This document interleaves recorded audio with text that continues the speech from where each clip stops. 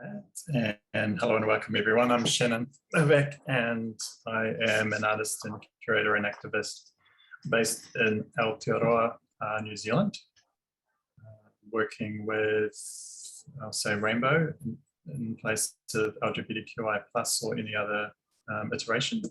So working with Rainbow communities, not only in Aotearoa, but worldwide. And today we're going to be talking about how our wonderful guests are engaging with the arts communities and discussing whether they think that art can be an effective form of activism, an outlet for self-expression, and a means to, I guess, I would say, centre and amplify diverse voices. So it might be nice if we just, each of us does a quick introduction about who they are and what their practice or work is focused on. So I'll start with you, Noah. Great. Hi, I'm Noah. I use he, him pronouns. I'm still pretty new to the art scene. I get around a little bit at like youth spaces, but most of the work I've been doing recently is through my job as an arts teacher aide at a flexi school in Brisbane. So I'm really looking into getting to do like art therapies and stuff like that. It's fantastic, thanks. And Anna? Hi, I'm Anna. I'm joining from Camaragal land today in Sydney, and I go by she, they. My practice with art, I've been volunteering at the Museum of Contemporary Art in Sydney for 4 years. I'm in my 5th year at the moment. And this means working with some of the staff there, but also with a group of young people to create programs for young people to engage with contemporary art. We run the museum's flagship youth event called GenNext, which brings quite a few people into the museum every year.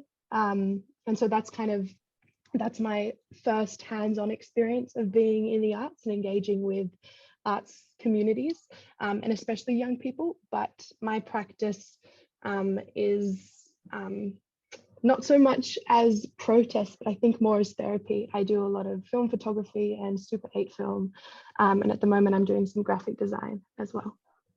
Nice to meet you. Thanks, Anna.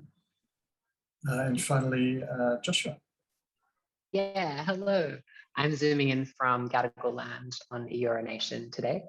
I'm in my 2nd year of my double degree at UNSW, studying fine arts and performance studies. My practice centers around queer community and has and presented that within my conservative religious high school and have experiences with that.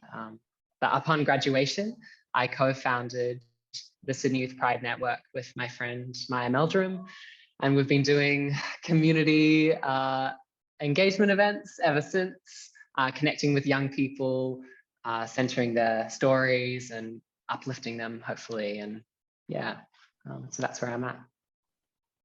Lovely to meet you all. Okay, well, maybe we should just start with a few questions for discussion. I guess I might just maybe link to some of my own experiences and go from there. So I guess as an artist, it's only been in the last 5 years, I would say, that I have, I guess, outwardly worked with Rainbow communities. And I guess prior to that, I would say, I guess the easiest way to say it is that my art practice was closet. I myself wasn't closet. I came out a long time ago, but I didn't feel comfortable as a Rainbow person working with Rainbow themes in my work, because I felt people wouldn't take me seriously, or I would experience same levels of discrimination I would experience in real life amplify through my work. Did any of you was it a kind of journey for you to get to this point in any way, or were you just like straight in there and like completely out in your practice? I think it's always a journey. I still feel like I'm not out in my practice. I think it feels like another level to engage with what it means to be a queer artist in your art making practice. I said before, my practice is kind of like therapy for me, and a lot of it is about emotion and communicating feeling. But I think I still, I think I definitely still struggle with understanding what that means as a queer person and articulating that through material. So we're still on the grind. We're still on the long road, I think. Yeah, how about, sorry, carry on. Yeah, I found that I was almost, not the opposite, because everything's different, obviously, but I only really came into art after I'd come out as queer, and then like coming out as a trans man later on. So a lot of my art was like as a therapeutic process for me, like it was for Anna, was a lot of it was me trying to express my gender and my sexuality through art, because I didn't have the words for it, I guess. So I was almost the other way around, I think. Yeah, no, that makes sense. Yeah, I can relate to that, Noah. The feeling of being in an environment where you don't quite have the connections or don't quite have the language yet to express, and then using art as such a powerful tool for expressing yourself, and maybe ways that you don't even know you're expressing yourself. And it can say things that maybe you're not comfortable yet to say. And that's how I've kind of fallen into it, I guess. Yeah. Yeah, thanks for sharing that. I think that kind of connecting thread is art is healing almost, and healing in some way, or discovery, and or expression, I guess. But yeah, most definitely for me in practice that I kind of drive, there's a lot of healing involved, like self-healing, but I guess my practice is less about me and it's more about the community in general, and maybe the healing of that community in general, or the growth of support for the wider community to get healing moving, or driving, I guess, positive mental health outcomes. But I guess one of the hard bits of that has been, and I guess being out in practice, has been censorship. So I can say that 100% of the work I've done has been censored or silenced in some way. I've never been able to exhibit exactly what I want to exhibit because of limitations of the space, like policies or politics, or someone that's on the board in the space is like homophobic and they don't want a gay show. Or have any of you kind of felt, I guess, silenced, or maybe that your work has been watered down in any way? Yeah, I'd love to speak to this. I was 1 week out of presenting my final Year 12 a body of work, and my art teacher sat me down and was like, "I'm worried I'm going to lose my job if I let you present this." And that as like a pressure to put on a young person is huge in itself. And he basically said, you have to meet with the principal and talk through all your works and the meanings behind them with him. What was the problem? The problems were, I think, they had a problem with even mentioning the word queer. So obviously a body of work exploring deep queer feeling and queer love and connection in perhaps a place which I deemed oppressive was incredibly confronting for them. Wow. Yes. What was the actual work though? Can you describe the work that you made? Yeah. There's a photo of in the gallery on the PowerPoint if they can get that up. But one of the works was, here it is. Out on the end there, you can see a class photo that I took, and it's like a class photo with queer people in my school. Yeah. And then next door to that is a portrait of a trans person, trans man in the year above me, who wasn't allowed to transition in school. What? And so, yeah, really quite horrible. So I was just documenting that, really just like pointing a camera towards it, or pointing a camera towards queer people, and that in itself was, I guess, confronting. Yeah. Too much and too groundbreaking. Too much. Too groundbreaking. I know. It's like, no, it's not. It's our everyday lived experiences on the wall, and you're just not used to seeing it because we live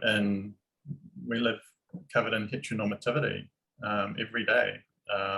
We live in a heteronormative world where media is saturated end to end by heteronormativity. Like it's getting better in terms of queer representation in media, but if I go to like a local mall, I'm not going to see, like, with all the posters and all the kind of like digital media, like guys kissing or holding hands, or like, like in the advertising, or and then kind of diversifying, God knows, into like maybe Indigenous rainbow communities, and even going further to like maybe the aging rainbow population. So it's kind of like when this type of work is presented, it's shocking for people because they're not used to it, and that it's not part of their world, and they're not attuned to it, which isn't a reason not to do it. It's more of a reason to do it. We need to keep doing it so that this becomes less of a shock, and they're kind of like, it's just like everything else, So yeah, I really commend you for getting out there and putting that work up. So you were allowed to put it up? Yeah, I think they figured out that if they didn't let me, more noise would be made on my end. Yeah. Exactly. Like it's a big risk for them not to on their part. How about you, Anna? Noah, have you kind of had any similar experiences? I was at the same school as Josh, actually. We went to high school together. And I didn't have the same experience with my work being censored because at the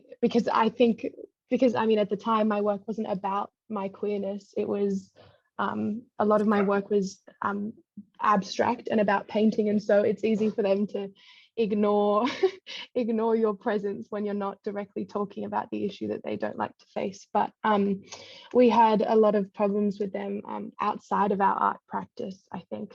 And I think the big thing was for me, it was trying to start a discussion and share works like Josh's that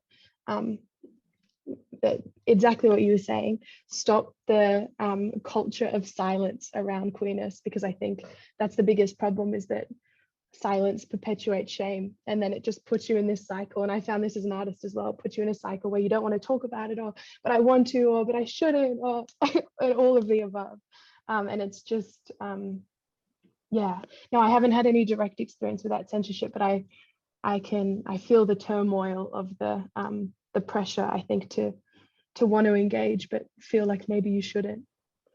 So were you out? So you weren't, your practice wasn't directly addressing rainbow issues, but were you out yourself at school at that time, or?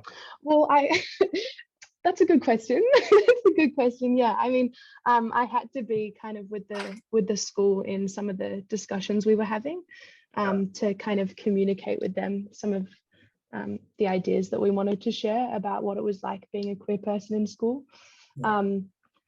And yeah, that's all I think.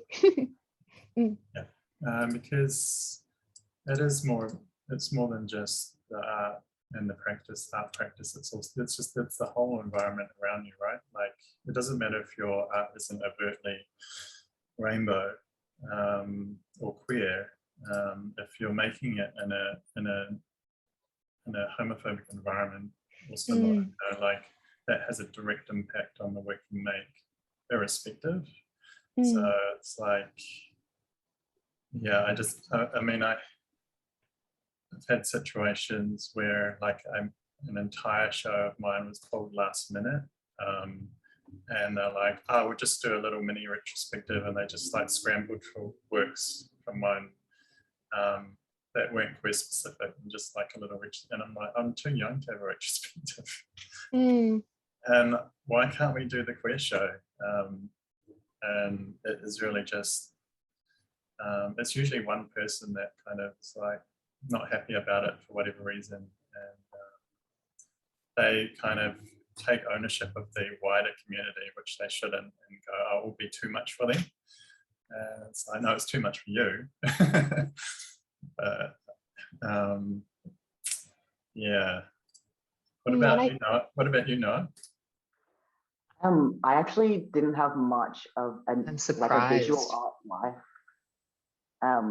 Sorry, I didn't really do much with visual art when I was in high school. I was more performance arts, but you definitely still felt it. Like, because I went to an all-girls school, it was always like when you're writing a song, it's like, write about your boyfriend.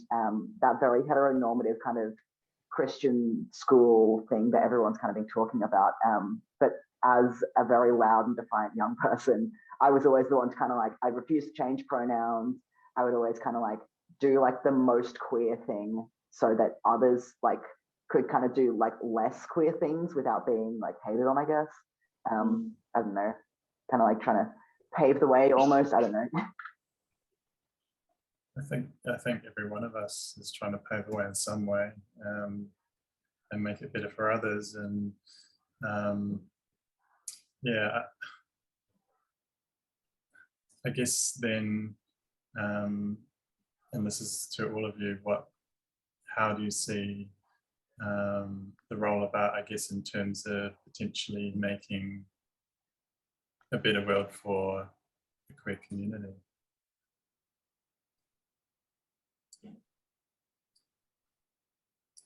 I think, especially in visual art, but in life altogether, is just like being unapologetically queer and yourself.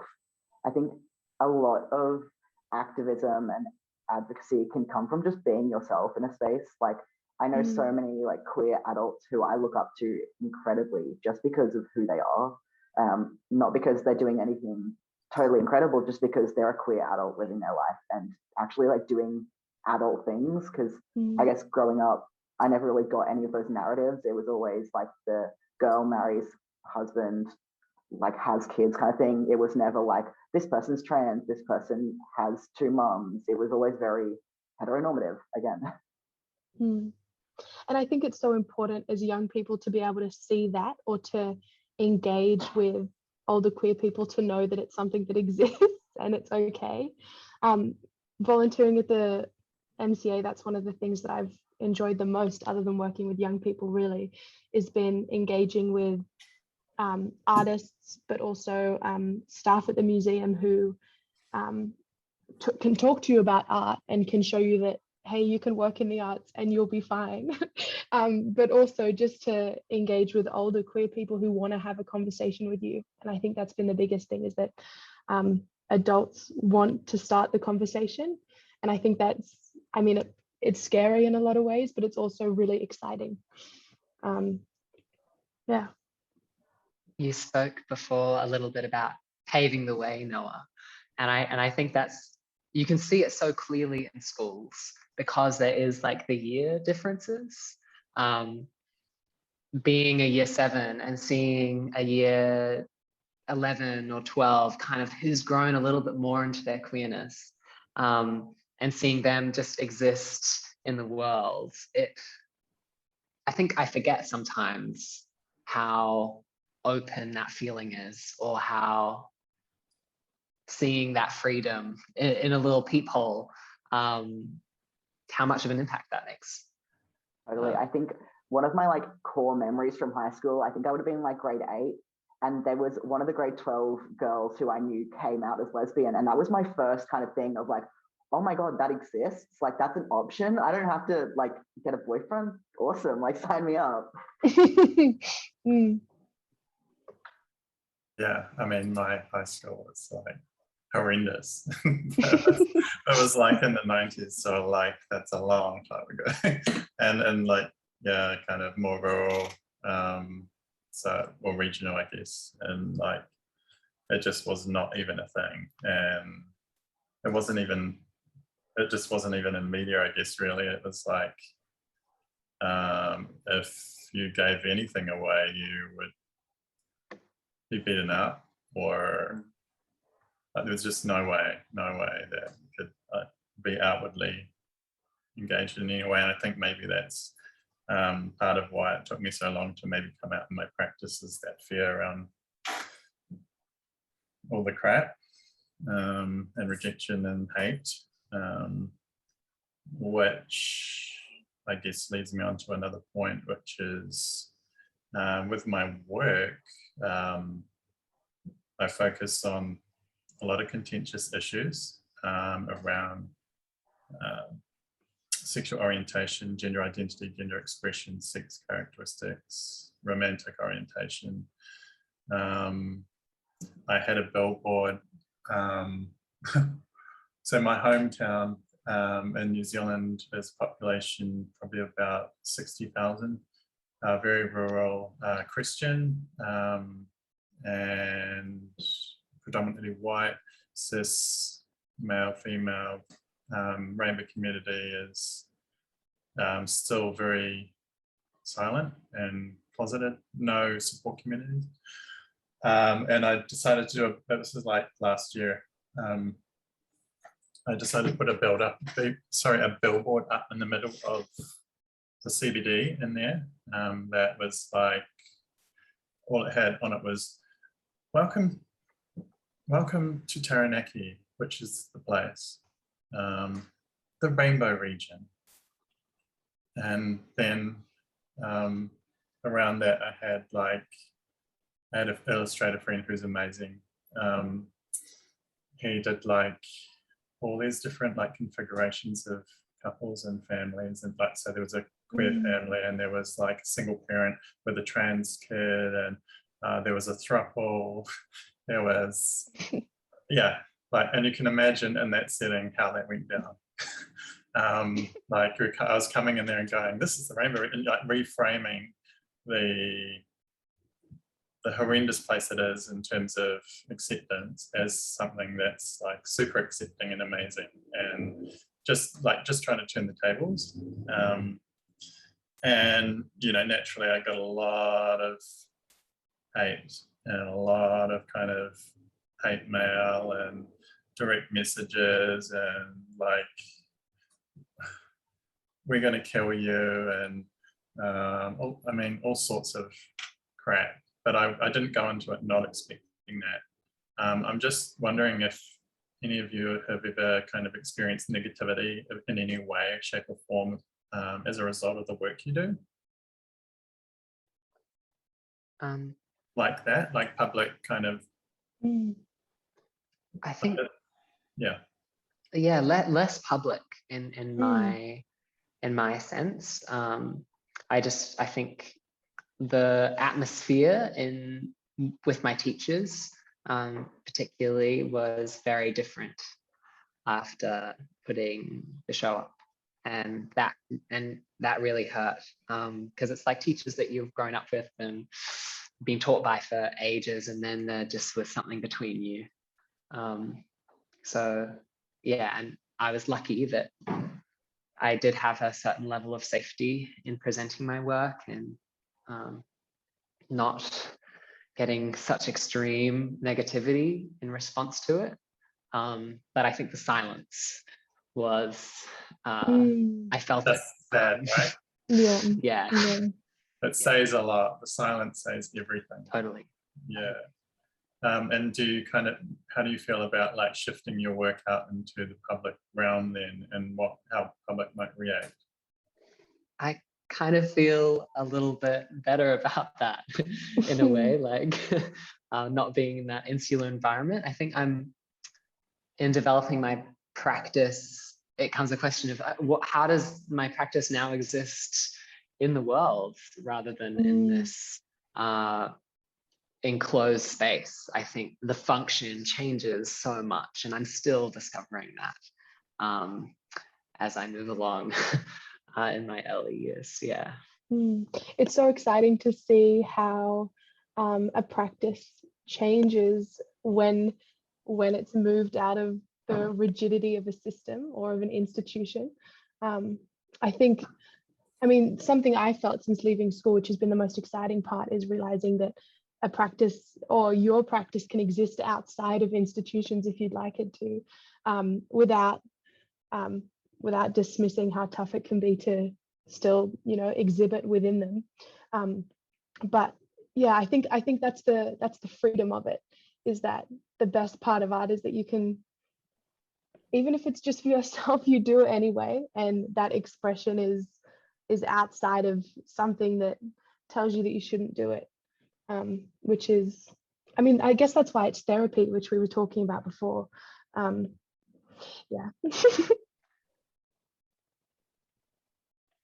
I haven't really had too much experience with like sharing my visual art, but I do occasionally kind of like dabble in like performance art with like politics and satire. I am the biggest Chaser fan alive. Like any sort of like political satire, I think is great. Because like, and I feel like it's the same with visual arts. Like so much of it is embedded in very like heavy topics, like all the kids at the school I work at always joke about like the reason they're so good at art is because they have trauma. And I'm like, that's really funny of you, but sweetheart. But like there is that, like a lot of art is embedded in trauma and hardship. So I kind of use a lot of satire to kind of like poke fun at hard things, because I find that's my way of coping. And if that helps me, that also helps other people. I don't remember what the question was, and I feel like I've gone off track. it's kind of going around, levels of discrimination or negativity, I guess, we've experienced in our practice, whatever the practice is, from the general public. And I mean, yeah, there is that, an institution versus public space, I guess. Like with institution, you're gonna naturally have those limitations and restrictions and policies and procedures, all that sort of stuff that restrict the work you do and the way you express yourself. It's just how it is. But sometimes you can do what you want to do anyway, outside of that in public space. And that's something I kind of do often, is like, because I'm censored all the time in some way, if I develop a show for a gallery, I will make the work for the gallery and play by the rules and make everybody happy. And then I'll be like, and I'm going to do some work outside the gallery as part of this show. Is that all right? And they're like, yep. And that's where I just go off and do and explore the stuff that I actually want to explore on my own terms. And just like end up making stuff in public space. Like it could be a dry cleaner down the road. It could be a sex on-site venue. It could be a library. It doesn't actually matter. I just make the work and put it in those spaces to deal with those harder topics that I'm not allowed to. I think the thing with art, and potentially where I was going with my last tangent, is anything worth saying is going to get backlash, Yeah. Like nobody's gonna argue about like a stick man that's doing nothing because it's a stick man, but like when you're putting real emotion and thought into your art, like whatever type of art it is, when you're putting real feelings and thoughts and beliefs into it, somebody's going to disagree. And whether that's because they actually disagree with you or because they just are angry about the world, like that's their own issue. And as much as it's hard to kind of like take the hate and the discrimination on the chin, you have to kind of realize like a lot of it's coming from them, not you. That's right. And, you know, kind of, or bad experiences they've had, or even it can be self-directed hate, like, you know, particularly with where there may be homophobic kind of circumstances where the person is actually closeted rainbow themselves and they're projecting all this internal hate at themselves on you. I've had, yeah, I mean, I think when I kind of hit these problematic speed bumps, I guess I'd say, with my practice, I always kind of draw everything I do back to the community rather than myself. And I'm like, yeah, I'm getting hate, and yeah, I'm getting all this negative feedback, but I'm glad I'm doing it. Like, I'm glad I'm putting the work out there regardless, for the sake of the wider community and their mental health. Because if we don't, then we're just going to continue living in a heteronormative world where there's no queer presence. So some of us just have to do the hard work and put that work out there and be quite visible. And it can be quite uncomfortable if that's not the kind of person you are. Like, if you, especially if you're like, I'm probably more introverted and not that great at public facing stuff. But I kind of had to put that aside and just go, okay, well, just got to go and do it because nobody else is doing it. I've been doing some designs for the past couple months for the Sydney Youth Pride Network, which is an organization that Josh co-founded, which, Josh, please speak to this as well. But I was, yes. Well, maybe Josh, do you want to start then? Because those are your images, not to throw you, not to put you. Totally. Well, your designs, I think, follow these on the PowerPoint. So that might be a good intro to those designs. But yeah, in terms of bringing art or bringing that social community-centered practice, I started this with my friend Maya as a way to make queer leaders in schools and queer kids not feel as isolated, because we're all in these schools in Sydney, and we're all probably experiencing similar degrees of oppression from our institutions. Is there a way to connect, I guess, the knowledges and experiences and love we have all together? And so here's some images of that like taking place, which just makes me feel so happy. Us at protest and a couple of Pride days as well that we've helped organize at schools. And as part of that, do you feel like part of your, looking at those photos, part of your role, and this is probably for all of you, part of your role as an artist in whatever shape or form is educator? Like, you're finding that a lot of the work you do and you push out there, you have to play the educator role and educate people on basics.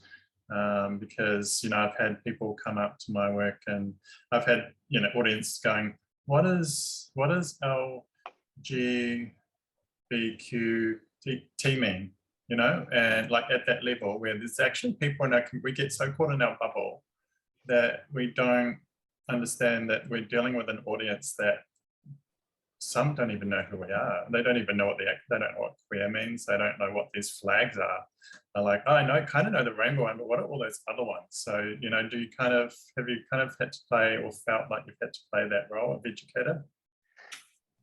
Yes, when we're dealing with schools, definitely. And it's so exhausting because in a lot of cases, you're convincing adults that you have the right to safety. And that can be really exhausting. And I think that's why, on the flip side, being with community and creating community-centered initiatives kind of releases, energizes you when you're kind of going up against walls with more conservative people.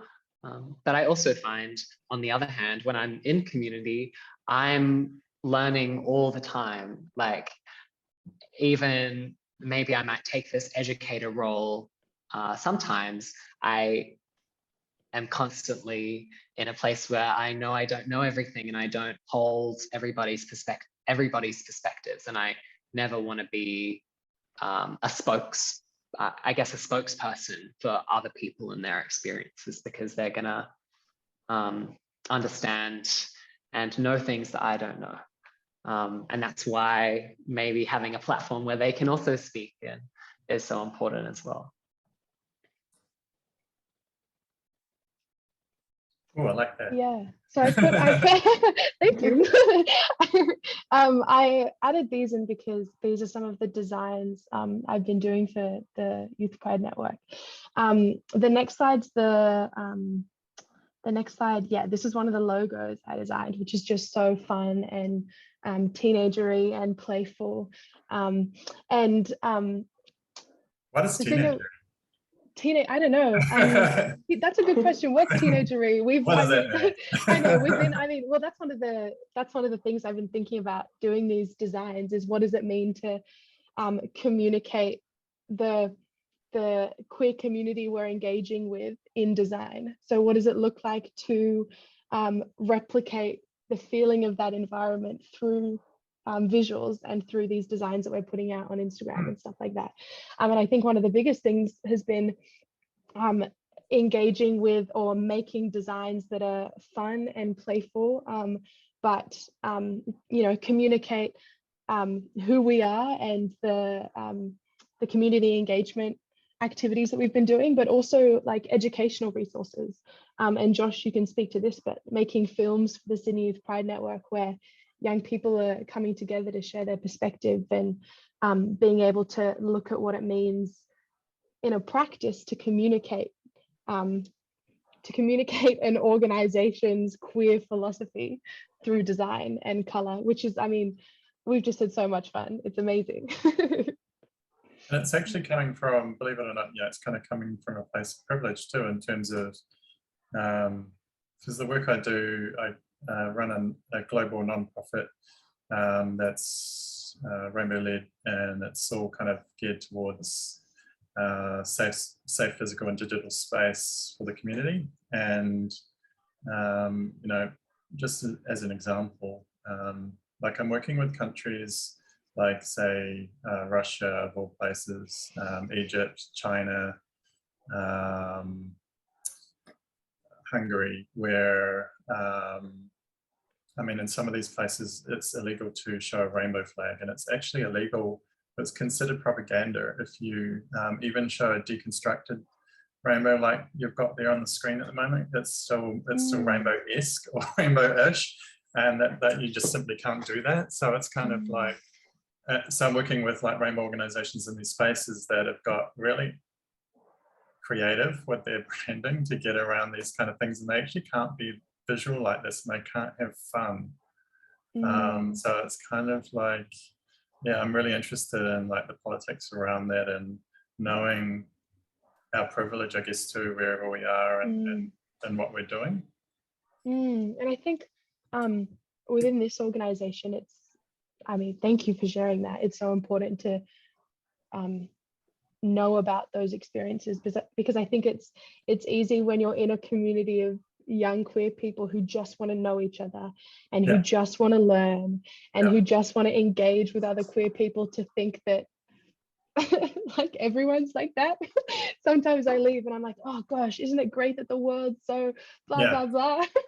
But you have the other side is that you have potentially people from these countries where they've experienced oppression levels like that in your country, and or they have family or relatives or friends back in those places that are, so it's almost like I always try to, in whatever I do, have a worldview if possible, in terms of just knowing that it's not always easy, our family, I would call them, our extended family out there is going through a lot of crap, young and old.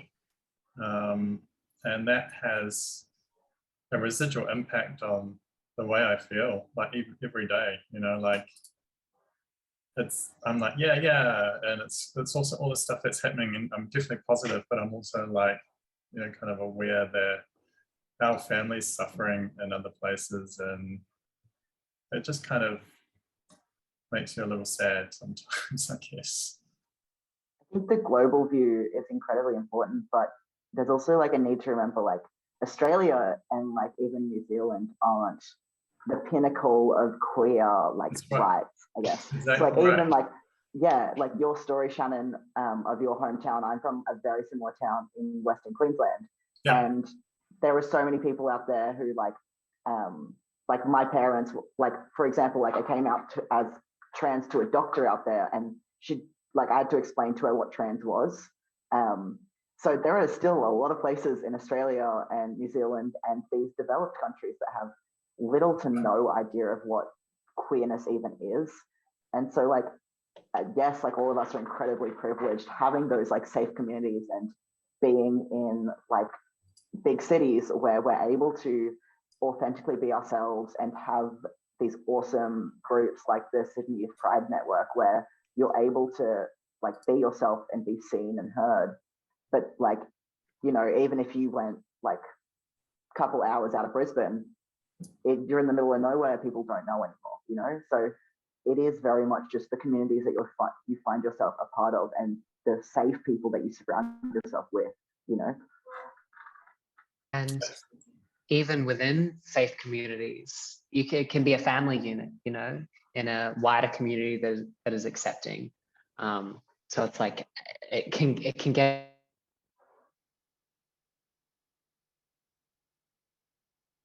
even smaller, and if you're so isolating, even if you're situated in a place that's deemed safe, I guess.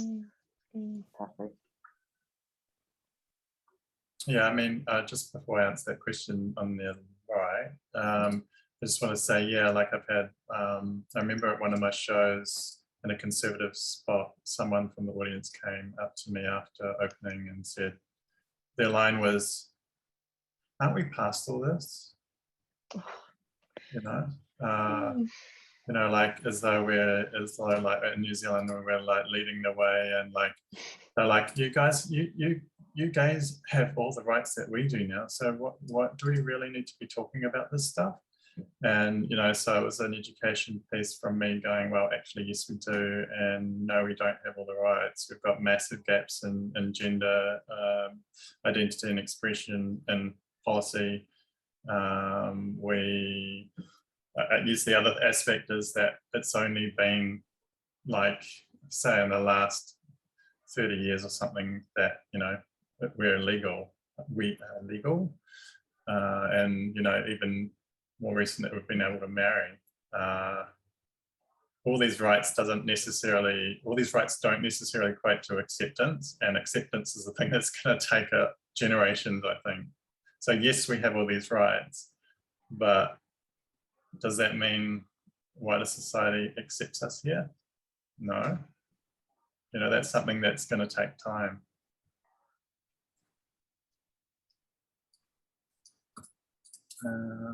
Question for all. As a queer rainbow artist, what excites you in the current world art scene? That's to you guys.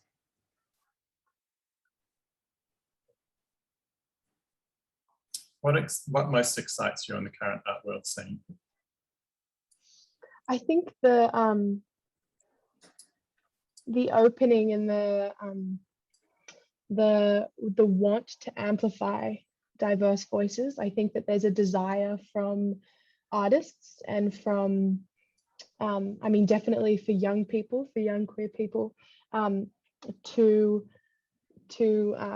to see the communication of different experiences, and whether that's different experiences of race or different experiences of gender or sexuality, but to see that, I think people are craving it more, or we've always been craving it, but I think we're starting to see it a bit more, and I think that is I mean, what's Thanks to next? people like you. Yeah, I mean, Yeah. we'll see. Yeah, Yeah. it's so exciting. Yeah. How about you, Noah? I don't know, I think for me, the thing that excites me most about the arts is kind of just like the community that you get to build, you know, like even getting to meet like Anna and Josh over Zoom, getting to meet other people. Like I got into this webinar kind of thing because a friend at a youth service was like, hey, do this. So I think what excites me is the connections and getting to build that queer kind of family that's rooted in art and politics and activism. I really just genuinely love getting to meet people. Absolutely. How about you, Joshua? Yeah, I think there are obviously like stylistic things that really excite me, and aesthetic, and maybe conceptual. Like I'm not sure if it's current, like I don't feel like up to date on the art world or anything, but I just love utopia and the creation of other worlds, and maybe fictive spaces that operate simultaneously with the real, and how those communicate with each other, to give like a more arty, I guess, perspective. But also, yeah, the people who are just discovering the art world as well, like that excites me. The people who are only just being like looking in and being like, what is going on here? Or the young people coming into the art world and discovering these spaces always brings fresh eyes and fresh energy. Yeah. There's an element of I think also off that there's an element of each one of us showing that we can actually do these things as part of the queer community. Like we're now kind of, because we have a greater presence or a growing presence, it's like we're now acting, I guess, as role models for others to kind of say, you can do this too if you want. Because kind of prior, like especially in my world, there's like, well, in New Zealand, there's like no gay shows, you know, like, so in a way the exciting thing for me is like just being able to do a show, and then knowing that someone from the queer community will see it and go, oh, I can do that. I think that's kind of exciting. And it should have been like that forever, and it should always be like, you know, it's like anything, but we've been so kind of, I guess, not on the radar. Yeah. I really relate to those little wins. Like we have this big picture, but also like, OMG, that queer person just saw that thing that I have hanging on the wall. And that like one interaction can be just as invigorating. Right. Yeah, the little ones are important. And like I say to people, I'm not trying to change the world with what I'm doing. I mean, that would be lovely, but I think we do in our own way. But you know, if one person from the queer community is moved in some way, or all the non-queer community is moved in some way by what I do, then that's like job done. You know, I'll be really happy with that. I think Joshua kind of alluded to it earlier, but the idea that the personal is political, you know, so like if you've created a piece of art and somebody sees it and they resonate with it, and all the people that could possibly reach, you know, you've gone from one person who created this piece of art to thousands of people who can relate to it and interact with it and understand it through their own lens, which I think is really, really awesome. Totally. And I think you learn about yourself too, through other people's reactions, and you learn about your practice, and you adjust and you grow. I mean, I've done some work and I've got these totally random readings. They're good readings, but you know, totally people got different things out of it that I didn't even intend for them to get out of. That's been great, and I'm like, okay, cool, I'll build on that one for next time. Yeah, like especially like kids who I kind of like to AIM work to, because they're our next generation coming up. Seeing kids kind of interact in positive ways with the work is really cool. I think I initially found that uncontrolledness scary, like creating an object which is outside yourself, which is maybe represents a part of you or you're speaking through, but ultimately it's not you and it lives in the world as something else entirely that people will have very personal relationships with that you'll never see and never experience. And that's exciting, but also a little bit scary as well. Well, you become almost like public property when you put that stuff out. Like you put your heart on a plate out into public space, and it's for everyone to see and experience. And that can be really scary, especially if you start going down the path of talking about really personal experiences, which I do.